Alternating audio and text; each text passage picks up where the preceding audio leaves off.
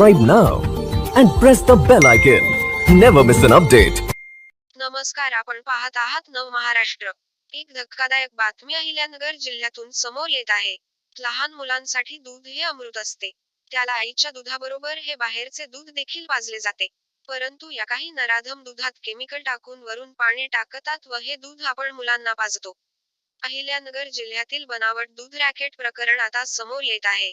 रासायनिक क्रीमपासून बनावट दुधाची निर्मिती करून विक्री केल्याचा गुन्हा जामखेड पोलीस ठाण्यात दाखल झाल्यानंतर या गुन्ह्यात आतापर्यंत 5 जणांना अटक झाली होती.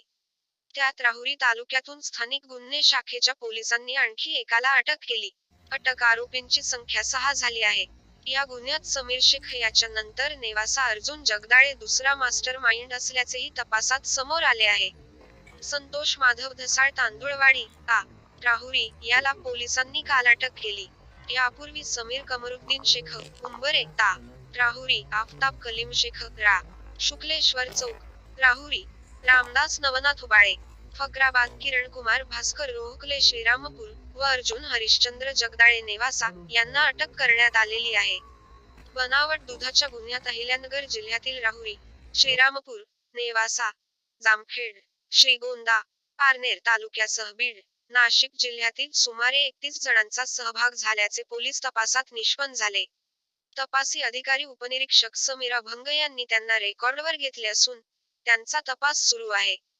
गत आठवड्यात किरणकुमार भास्कर रोहकले, श्रीरामपूर व अर्जुन हरिश्चंद्र जगदाळे नेवासा यांना अटक केली आहे.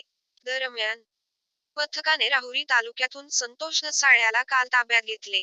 आज त्याला न्यायालयाने पोलीस कोठडी सुनावली आहे.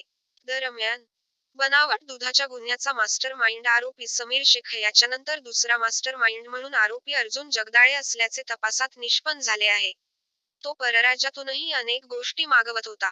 मात्र तो नेमके काय मागवत होता याचा आता पोलीस शोध घेत आहेत.